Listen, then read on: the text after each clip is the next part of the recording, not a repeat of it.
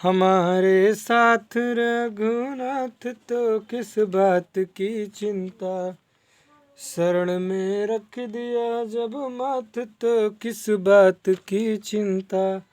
हमारे साथ रघुनाथ तो किस बात की चिंता, शरण में रख दिया जब माथ तो किस बात की चिंता। हेलो दोस्तों, आप लोग कैसे हैं? आशा करता हूँ आप लोग स्वस्थ होंगे, मस्त होंगे और अपनी पढ़ाई में व्यस्त होंगे।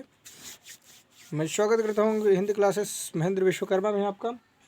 दोस्तों, आज तक अभी तक हमने चैप्टर 1 और चैप्टर 2 के सभी मोस्ट इम्पॉर्टेंट टॉपिक्स के बारे में पढ़ लिया है। तो आज हम तीसरे चैप्टर धातु एवं अधातु, जो कि कक्षा 10 के तीसरे चैप्टर में है, धातु एवं अधातु, उस चैप्टर के सभी मोस्ट इंपॉर्टेंट क्वेश्चनों को देखेंगे। जितने भी मोस्ट इंपॉर्टेंट क्वेश्चन है जो बोर्ड एग्जाम में आने की संभावना है जिन प्रश्नों की, उन सभी प्रश्नों के बारे में हम देखेंगे आज इस वीडियो में। तो जितने भी इस चैप्टर के मोस्ट इंपॉर्टेंट है, एक ही वीडियो में हम पूरे अध्याय के जितने भी प्रश्न हैं उन सभी प्रश्न के उत्तर के बारे में देखेंगे और प्रश्नों को देखेंगे कि किस प्रकार क्या है। बहुविकल्पी प्रश्नों को देखेंगे जिसमें हम अति लघु उत्तरीय प्रश्नों को देखेंगे और लघु उत्तरीय और प्रश्नों को देखेंगे। इन सभी मोस्ट इंपॉर्टेंट प्रश्नों को एक एक करके उसके आंसर से देखेंगे। तो दोस्तों, बने रहिए अंत तक वीडियो में। अगर अब तक अभी तक आप लोगों ने मेरे चैनल को सब्सक्राइब नहीं किया तो सब्सक्राइब कर लीजिए, बेल आइकन को प्रेस कर लीजिए। बेल आइकन प्रेस कर लेंगे ताकि जो भी अगली वीडियो आने वाली है उसकी नोटिफिकेशन सबसे पहले आप तक पहुँच जाएगी। तो दोस्तों, सबसे पहले हम अपने इस चैप्टर के बहुविकल्पी प्रश्नों के बारे में देखेंगे। तो बहुविकल्पी इस प्रश्न क्या है सबसे पहले देखेंगे। तो बहुविकल्पी प्रश्न क्या है, जिसमें देखिएगा एंटी मनी क्या है, अब ये हमको पता लगाना है इसमें। तो बहुविकल्प में ऑप्शन क्या है, धातु, अधातु, उपधातु या मिश्र धातु। तो कहने का मतलब क्या है कि एंटी मनी जो है वो धातु है कि उपधातु है कि अधातु है कि मिश्र धातु है। तो जानते ही आप लोग ये धातु तो है नहीं, क्योंकि धातु क्या होती हैं जिनके लास्ट में लगभग ये जैसे मैग्नीशियम, सोडियम, एल्युमिनियम, इस प्रकार लगभग इंपॉर्टेंट की बात करें अगर कहें मोस्टली तो यम आता है लास्ट में, जैसे मैग्नीशियम। तो वो समझ लो ज़्यादातर वो धातुएं होती है, कुछ चीज़ों में ये ट्रिक नहीं काम आती, बाकी सारी चीज़ों में ये काम आती है। तो एंटीमनी क्या है, धातु हो तो हो नहीं सकती, अधातु तो है नहीं, तो ये क्या है, उपधातु है। क्या है दोस्तों, उपधातु है। आगे देखिएगा, अगले मोस्ट इंपॉर्टेंट बहुविकल्पी प्रश्न की बात करेंगे। देखिए, धातु है, बोरान है कि लिथियम है कि सिलिकॉन है कि कार्बन है। तो जानते हो कि बोरान तो है नहीं, क्योंकि बोरान धातु में आता ही नहीं है। लिथियम के बाद पहले आगे हम देखें सिलिकॉन भी नहीं है, कार्बन तो है ही नहीं। तो हम क्या कह जानते हैं कि लिथियम, अंत में यम आता है ना, देखो लिथियम, तो ये धातु है। आगे देखिएगा, अगला जो मोस्ट इंपॉर्टेंट टॉपिक है दोस्तों, अंत तक वीडियो के बने रहिएगा। एक एक मोस्ट इंपॉर्टेंट जितने भी प्रश्न इस चैप्टर के मोस्ट इंपॉर्टेंट प्रश्न सभी के बारे में बताया जाएगा, चाहे वो लघु उत्तरीय हो, चाहे वो दीर्घ उत्तरीय हो, चाहे बहुविकल्पी हो। तो वीडियो को अंत तक बने रहिएगा, बिना स्किप किए हुए देखिएगा। ये आपके बोर्ड एग्जाम 2024 के लिए बहुत ही इंपॉर्टेंट हो रही है, कक्षा 10 के यूपी बोर्ड वालों के लिए। देखिएगा, अगला जो तीसरा मोस्ट इंपॉर्टेंट बहुविकल्पी प्रश्न है, जिंक चूर्ण पर तनु है सल्फ्यूरिक अम्ल की क्रिया से निकलने वाली गैस है। अर्थात कहने का मतलब जिंक से सल्फ्यूरिक अम्ल से अभिक्रिया करवाई जाती है तो उससे जो गैस निकलती है वो कौन सी गैस है। तो उस गैस के बारे में हमको बताना है। तो जो हाइड्रोजन है कि ऑक्सीजन है कि क्लोरीन गैस है कि कार्बन डाइऑक्साइड गैस। तो जानते हो कि जब क्या होता है कि जब देखिए, जब जिंक की सल्फ्यूरिक अम्ल से क्रिया करवाई जाती है, जिंक से जब सल्फ्यूरिक अम्ल से क्रिया करवाई जाती है तो कौन सी गैस निकलती है, हम प्रैक्टिकली देख सकते हैं। जैसे जेड जिंक है और सल्फ्यूरिक अम्ल है, जब इसकी अभिक्रिया करवाई जाती है तो जानते हो कि जिंक क्या है, हाइड्रोजन से अधिक क्रियाशील, इसलिए इस गैस को इसको क्या कर देता है, विस्थापित कर देता है। तो जिंक सल्फेट बना लेता और H2 गैस बाहर निकल जाती। तो इससे हम ये क्या बता सकते हैं कि हाइड्रोजन गैस क्या है, बाहर निकल रही है। कौन सी गैस निकल रही है, यही चीज़ बताना है ना इसमें। तो जिंक छोड़ के जब तने सल्फ्यूरिक अम्ल से क्रिया करवाई जाती तो हाइड्रोजन गैस निकलती है। आगे देखिएगा, अधातु है, ये क्या है, पोटेशियम है कि फ्लोरीन है कि एल्युमिनियम है कि सोडियम है। हमने पहले आप लोगों को बताया कि जिसके लास्ट में यम आता है ज़्यादा सामान्यतः, वो कौन सी वो धातुएँ होती हैं, और जिनके लास्ट में यम नहीं आता लगभग वो क्या है, अधातु है। तो ये पोटेशियम यम आ रहा है, देखिए फ्लोरीन में नहीं आ रहा है, हालांकि एल्युमिनियम में आ रहा है, सोडियम इसमें आ रहा है। तो हम कह सकते हैं कि फ्लोरीन जो है वो क्या है, एक अधातु है। आगे देखिएगा, निम्नलिखित में से कौन सी धातु एक अम्ल से हाइड्रोजन विस्थापित कर देती है। तो मतलब इसमें कौन सी ऐसी धातु है कि जो क्या है, अम्ल से हाइड्रोजन को विस्थापित कर देती है। अर्थात कहने मतलब जब धातु से अभिक्रिया अम्ल से करवाई जाती है तो इनमें से इन धातुओं में से कौन सी ऐसी धातु है जो क्या करती है कि अम्ल से मतलब क्या हाइड्रोजन को विस्थापित कर दे रही है। तो आगे देखिए, जैसे मैग्नीशियम है कि जिंक है कि प्लेटिनम है कि कॉपर है कि Hg है अर्थात मरकरी है। तो देखिए इसमें जानते हो कि जो प्लेटिनम है और जो कॉपर है और जो क्या है Hg है अर्थात मरकरी है, ये क्या है हाइड्रोजन से नीचे पाई जाती है। हाइड्रोजन से नीचे पाई जाने अर्थात सक्रियता श्रेणी आप लोगों ने पढ़ा होगा, तो हाइड्रोजन से नीचे रखे गए हैं हाइड्रोजन तत्व से, तो हाइड्रोजन के ऊपर ये मैग्नीशियम और जो जिंक है ये ऊपर रखे जाते हैं। तो अर्थात जो भी तत्व हाइड्रोजन से ऊपर रखे गए हैं सक्रियता श्रेणी में वो अधिक क्रियाशील होते हैं, हाइड्रोजन से नीचे रखने वाले जो हैं वो हाइड्रोजन से कम क्रियाशील होते हैं। तो हाइड्रोजन गैस तभी विस्थापित होगा जब हाइड्रोजन से ऊपर रखे गए तत्वों रखे जाएंगे। आप लोगों ने अगर देखना चाहे तो आप देख सकते हो कि किस प्रकार इसमें रखा गया। जैसे हाइड्रोजन, अगर हाइड्रोजन गैस के जितने भी तत्व हैं अगर नीचे रखे जाते हैं तो कम क्रियाशील होते हैं, और जो हाइड्रोजन गैस के ऊपर रखे गए हैं जितने भी हाइड्रोजन से तत्व से ऊपर रखे गए हैं सक्रियता श्रेणी में वो क्या अधिक क्रियाशील है। जो आप देख सकते हो कि मैग्नीशियम है जो जिंक है हाइड्रोजन से ऊपर रखे गए हैं तो ये अधिक क्रियाशील है, इसलिए हाइड्रोजन को क्या है विस्थापित कर देंगे, और हाइड्रोजन से नीचे रखे वाले जो तत्व होते हैं हाइड्रोजन को विस्थापित नहीं कर पाते हैं क्योंकि वो कम क्रियाशील होते हैं। तो इसमें अगर आप सक्रियता श्रेणी के बारे में आप अच्छी तरह जानना चाहते हो तो मैंने इसकी वीडियो अपलोड की हुई है, आपको इसे डिस्क्रिप्शन में लिंक डाल दी जाएगी, आप उसमें से जाकर आसानी से इसको बड़े अच्छे ही तरीके से और आसानी से याद कर सकते हो। ये बहुत ही इंपॉर्टेंट है, इस बार भी पेपर में आने की पूरी संभावना है इसके। तो आगे देखिएगा दोस्तों, तो इसमें क्या है मैग्नीशियम और जिंक क्या है अधिक क्रियाशील, इसलिए अम्ल से क्या करते हैं ये हाइड्रोजन गैस को विस्थापित कर देते हैं। आगे देखिएगा जो मोस्ट इम्पॉर्टेंट क्वेश्चन है इस बार, ये जो 2024 के बोर्ड एग्जाम होने वाला है ना, इसमें इससे बाहर आपको कुछ नहीं पूछे जाएंगे। इसमें जो धातु जो चैप्टर है इसमें जितने भी मोस्ट इम्पॉर्टेंट है इससे बाहर आपको कुछ नहीं पूछेगा। आगे देखिएगा जो छठवां मोस्ट इम्पॉर्टेंट बहुविकल्पीय प्रश्न है, निम्न में से कौन सी धातु सामान्य ताप पर जल से क्रिया करती है। तो इनमें से ऐसी कौन सी धातु है जो सामान्य ताप पर क्या है जल से क्रिया करती है।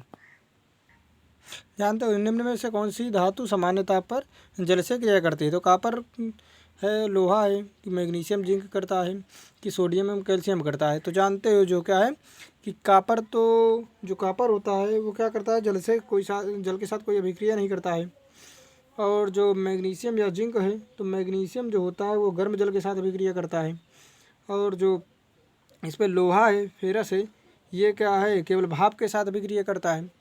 तो सोडियम और कैल्शियम जो ऐसी एक धातुएं हैं जो क्या है सामान्य ताप पर जल से क्रिया करती हैं। तो हम कह सकते हैं कि जो सोडियम एवं कैल्शियम होता है वो क्या है कि धातु के साथ मतलब क्या है धातु जो सोडियम एवं कैल्शियम धातु जो है वो सामान्य ताप पर जल से क्रिया करती है। आगे देखेंगे हम मोस्ट इंपॉर्टेंट प्रश्नों के बारे में, देखिएगा जितने भी बहुविकल्पीय प्रश्न हैं उनके बारे में देखेंगे। तो परावर्तनी भट्टी पर प्रयुक्त होती है, परावर्तनी भट्टी जो प्रयुक्त होती है वह किस पर, प्रगलन पर प्रयुक्त होती है कि बेसेमीकरण पर उपयुक्त होती है कि अति ठंडक में उपयुक्त होती है कि निस्तापन में। तो आप लोग जानते हो जो परावर्तनी भट्टी होती है वो क्या है निस्तापन में, निस्तापन जो क्रिया होती है उसमें क्या है इसका उपयोग होता है परावर्तनी भट्टी का। आगे देखिएगा अम्लगम होते हैं, उपधातु होते हैं कि मिश्र धातु होते हैं कि यौगिक हैं कि विषमांगी मिश्रण है। तो आप जानते हो कि उपधातु तो है नहीं, यौगिक है नहीं, और ये विषमांगी मिश्रण तो होता है, लेकिन ये किस धातु में मतलब किस में आता है ये कहने का मतलब है। तो जानते हो कि जो मिश्र धातु होती है उसमें अमलगम एक मिश्र धातु होती है, आप लोग इतना जानते हैं। आगे देखिएगा कि कमरे के ताप पर द्रव अवस्था में पाई जाने वाली धातु है। तो जानते हो कि सामान्यतः तो जो धातु होती है वो तो होती है कठोर, धातुओं का जो गुण है अगर देखा जाए तो वो सामान्यतः क्या होती है कठोर होती हैं, लेकिन एक ऐसी धातु होती है जो क्या है कमरे सामान्य ताप पर अर्थात कमरे के ताप पर जिसको कह दिया जाता है वो क्या है द्रव अवस्था में पाई जाती है। तो आपको उसमें बताना तो मरकरी है कि सोडियम है कि मैग्नीशियम है कि कॉपर है। तो आप लोग जानते हो जो मरकरी होती है वो क्या होती है सामान्य ताप पर क्या है द्रव अवस्था में पाई जाती है। तो इसमें मरकरी एकदम करेक्ट ऑप्शन हो जाएगा। आगे देखिएगा कॉपर पायराइड जो होता है, आगे देखिएगा जो कॉपर पायराइड होता है, कॉपर पायराइड को वायु में गर्म करके सल्फाइड निकालना है। मतलब कहने का मतलब क्या होता है जो कॉपर पायराइड होता है अगर उसको हम गर्म करते हैं तो उसमें से जो सल्फर का निकलना होता है वो जानते हो कि मतलब कौन सी क्रिया के अंतर्गत आता है कि निस्तापन है कि प्रगलन है कि बेसेमरीकरण है कि भर्जन है। तो आप लोग जानते हो जब कॉपर ऑक्साइड या कॉपर ऑक्साइड से अर्थात कॉपर से जो ऑक्साइडों को हम निकालते हैं सल्फाइड एस्को को, तो सल्फाइड एस्क से जब एस्को को निकालते हैं सल्फाइड को तो जानते हो कि भर्जन में हम निकाला करते हैं, अर्थात भर्जन ऐसी भर्जन वाली क्रिया में क्या है सल्फाइड एस्को को हम निकालते हैं। तो इसमें क्या हो जाएगा ऑप्शन करेक्ट ऑप्शन क्या हो जाएगा भर्जन। आगे देखिएगा, देखिए जितने भी मोस्ट इंपॉर्टेंट बहुविकल्पी प्रश्न हैं उनके बारे में हमने बात कर ली। लगभग 10 मोस्ट इंपॉर्टेंट जितने भी थे, जितने आने की संभावना या आ सकते हैं, हालांकि मैं एकदम पक्का श्योर कह सकता हूँ कि 100% कह सकता हूँ कि इससे बाहर आपका अगर बहुविकल्पी इस प्रश्न से, इस चैप्टर से बनाते हैं तो इससे बाहर आपको कुछ नहीं मिलेगा। इन्हीं को आप रट लीजिएगा बस दोस्तों। आगे देखिए, जो अति लघु उत्तरीय मोस्ट इंपॉर्टेंट प्रश्नों की बात करेंगे, अति लघु उत्तरीय प्रश्नों के, तो अति लघु उत्तरीय प्रश्नों में देखिएगा, पहला जो अति लघु उत्तरीय प्रश्न है, ऐसी कौन सी धातुएं हैं जिन पर सरलता से जंग नहीं लगता है, कारण सहित बताइए। जिसमें आपको ये बताना है कि ऐसी कौन सी जो धातुएं होती हैं वो जिनमें जंग आसानी से नहीं लगता, अर्थात उसमें क्या है, जंग आप लोग तो जानते हो, जंग जैसे लोहे में नहीं लगता मूर्छा जिसको कहते हो आपके उपचयन के जो प्रभाव से, तो इसमें पूछा गया कि कौन सी ऐसी धातुएं हैं जिनमें आसानी से जंग नहीं लगता है। तो देखिए, सोना, प्लेटिनम एवं क्रोमियम ऐसी धातुएं हैं जिनमें सरलता से जंग नहीं लगता। अब इस पर पूछा कारण सहित, क्योंकि ये क्या होता है कि बहुत कम क्रियाशील होती हैं, तो बहुत कम क्रियाशील होने की वजह से ये क्या करती हैं, तो ऑक्सीजन से या नमी से या अन्य चीज़ों से क्या है कि क्रिया नहीं कर पाती जल्दी से, इसीलिए क्या होता है इसमें आसानी से जंग नहीं लग पाता, क्योंकि सोना, प्लेटिनम है, क्रोमियम, ये क्या होती हैं, बहुत कम क्रियाशील धातुएँ होती हैं। आगे देखिएगा, दूसरा जो मोस्ट इंपॉर्टेंट प्रश्न है अति लघु उत्तरीय, उसमें देखिएगा, विद्युत रासायनिक श्रेणी के 2 उपयोग लिखिए।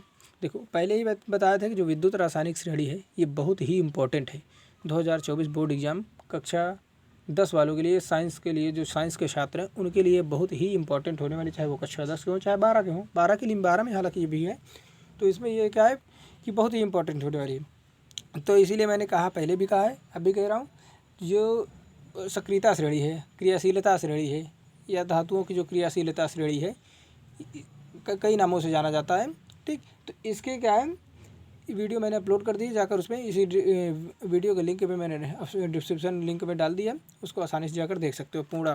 तो इसमें देखिएगा, विद्युत रासायनिक श्रेणी के 2 उपयोग लिखते हो। विद्युत रासायनिक श्रेणी के 2 उपयोग निम्न है। देखो, पहला क्या है, धातुओं की सापेक्ष अभिक्रियाशीलता की तुलना करने, मतलब कौन सी धातु कितनी क्रियाशील है, किससे एक दूसरे की तुलना करने में इसका उपयोग किया जाता है। और आगे देखिएगा कि यह निष्कर्ष देने में कि कोई धातु अम्ल से क्रिया करके हाइड्रोजन गैस निकालेगी या अथवा नहीं। कहने का मतलब क्या है कि जब कोई धातु होती है जो वो अम्ल से क्रिया करके हाइड्रोजन गैस को निकाल रही है या नहीं निकाल रही, अर्थात हाइड्रोजन गैस को उत्सर्जित करती है या नहीं करती है, ये इसका भी मतलब पता लगाने के लिए विद्युत रासायनिक श्रेणी का ही उपयोग किया जाता है। आगे देखिएगा, जो मोस्ट इंपॉर्टेंट प्रश्न है, जितने भी मोस्ट इंपॉर्टेंट अति लघु उत्तरीय हैं, दीर्घ उत्तरीय, सारे प्रश्नों के बारे में आज हम देखेंगे। तो दोस्तों आगे देखिएगा, आगे जो अगला प्रश्न है, तीसरा मोस्ट इंपॉर्टेंट अति लघु उत्तरीय प्रश्न देखिएगा, खनिज तथा अयस्क को परिभाषित कीजिए। तो खनिज और अयस्क को परिभाषित कीजिए, बहुत ही मोस्ट इंपॉर्टेंट प्रश्न है, एकदम मोस्ट इम्पॉर्टेंट प्रश्न होने वाला है।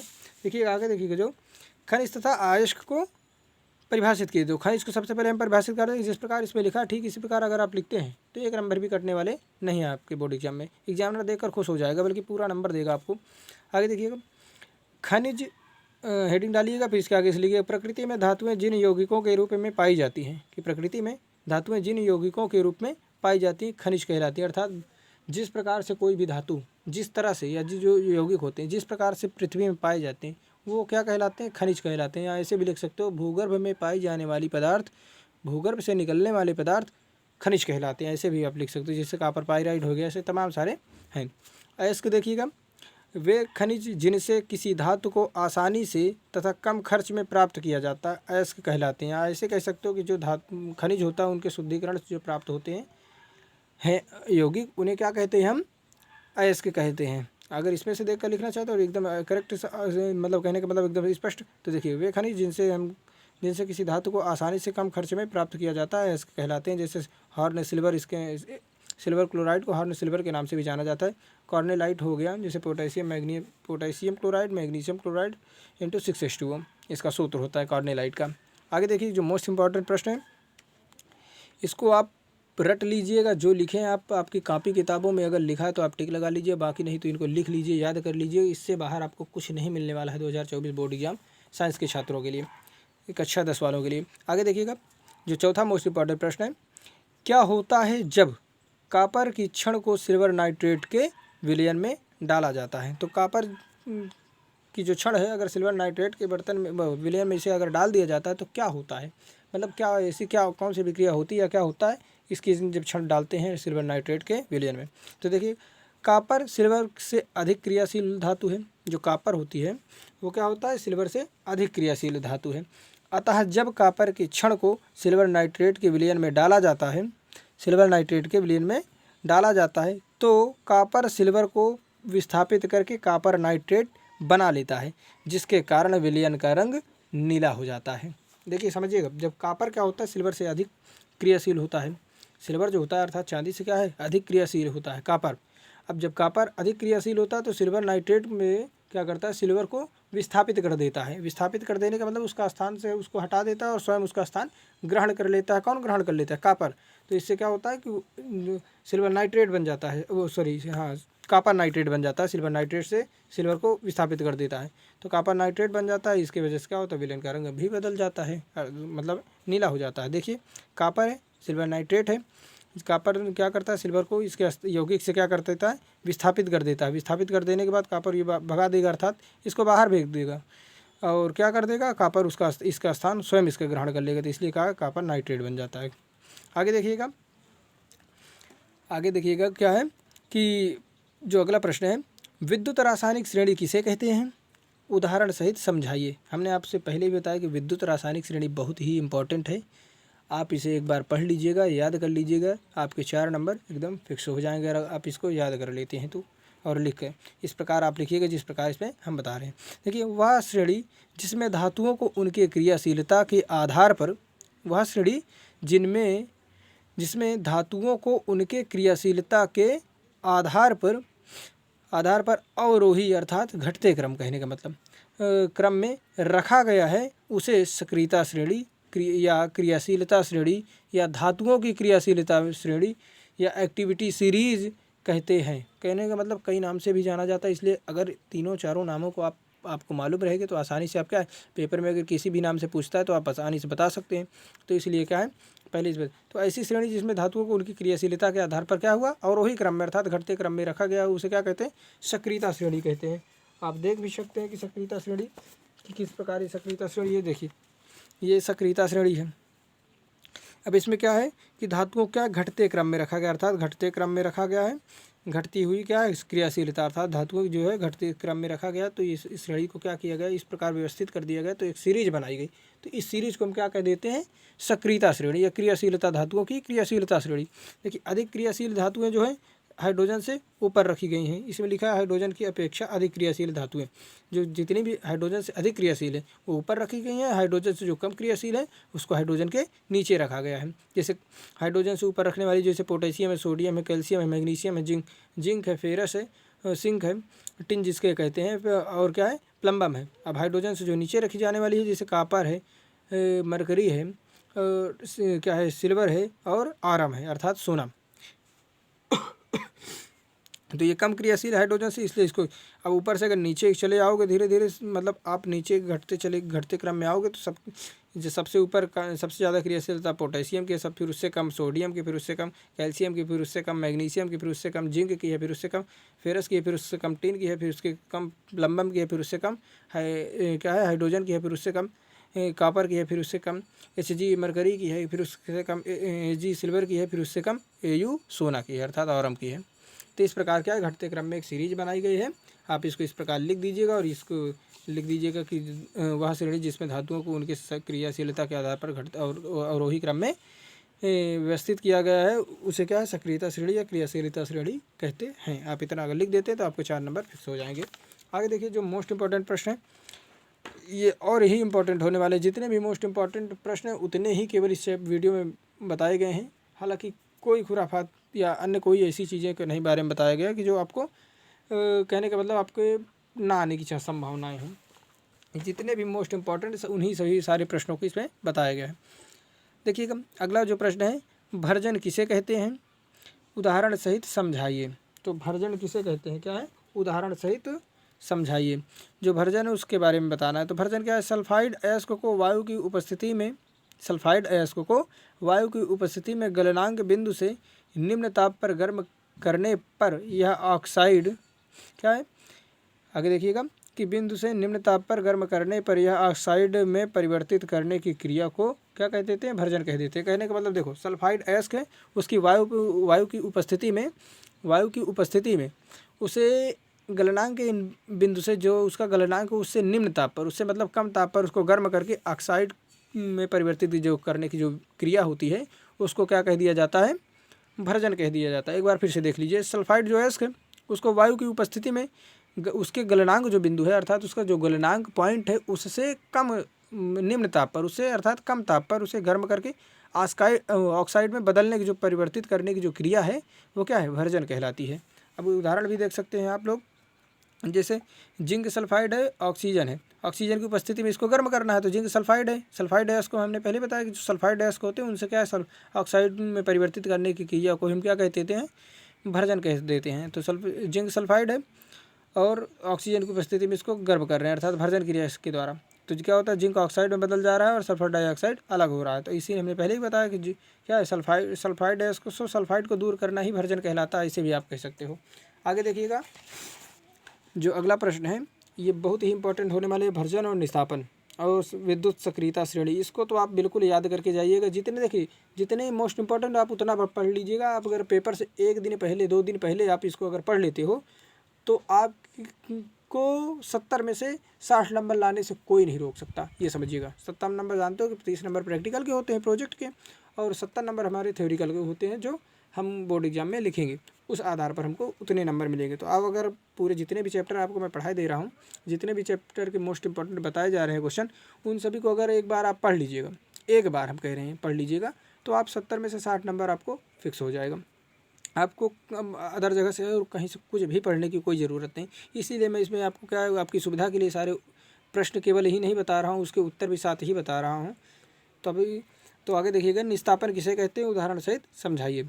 तो वायु की अनुपस्थिति में, इसका उत्तर होगा, देखिए, वायु की अनुपस्थिति में सांद्रित अयस्क को उसके गलनांक से नीचे परंतु उच्च ताप पर गर्म करके ऑक्साइड में परिवर्तित करने की प्रक्रिया निस्तापन कहलाती। अब इसमें देखिएगा, देखो भर्जन में क्या होता है, वायु की उपस्थिति में हम गर्म करते थे, लेकिन इसमें क्या है, वायु की अनुपस्थिति में गर्म करना। अब ध्यान दीजिएगा, और एक चीज़ है, वायु की अनुपस्थिति में तो इसको गर्म करना है, लेकिन उसके गलनांक जो बिंदु है उसके निम्न, उसके मतलब क्या है, उस नीचे तो करना है। जैसे मान लो, जैसे किसी धातु को आप गर्म कर रहे हो, तो जैसे मान लो 1000 उसका क्या है, गलनांक पॉइंट है, मतलब 1000 डिग्री सेल्सियस पर वो गर्म होता है, तो उससे कम क्या करते हैं, उससे हम कम ताप दे करके, लेकिन उच्च ताप दें, मतलब तेज़ी से उसको वो करें, तो क्या होगा कि जो ऑक्साइड में परिवर्तित ये इस प्रकार करने की जो क्रिया होगी उसे क्या कह देते हैं, हम निस्तापन कह देते हैं। अर्थात क्या है, वायु इस देखो, भर्जन में क्या होता है, ऑक्सीजन की उपस्थिति में गर्म करते हैं, लेकिन निस्तापन में क्या होता है, ऑक्सीजन की अनुपस्थिति में गर्म करते हैं, अर्थात ऑक्सीजन की कोई उपस्थिति नहीं होती इस गर्म करने में।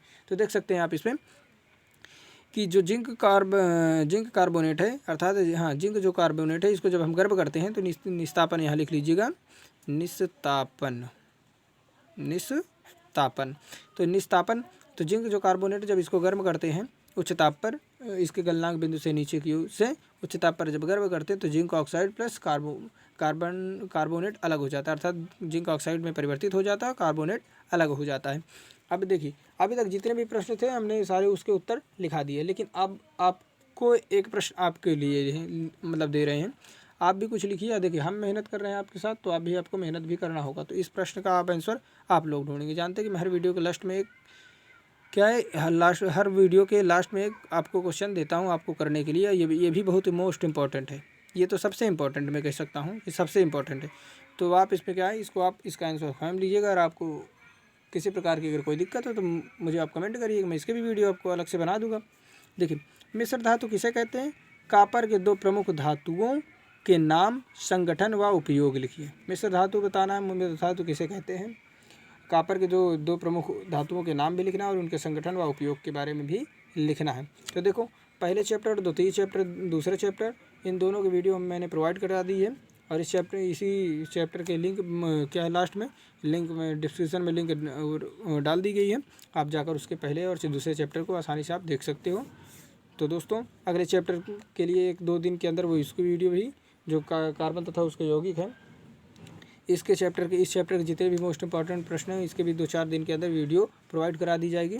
तो अगली वीडियो जब तक नहीं आती तब तक के लिए क्या, अब वीडियो अगर आपको तनिक भी अच्छी लगी हो तो अपने दोस्तों के पास शेयर करिएगा, लाइक कीजिएगा और सब्सक्राइब कर लीजिए अगली वीडियो के आने तक के लिए। तब तक के लिए धन्यवाद। जय हिंद, वंदे मातरम।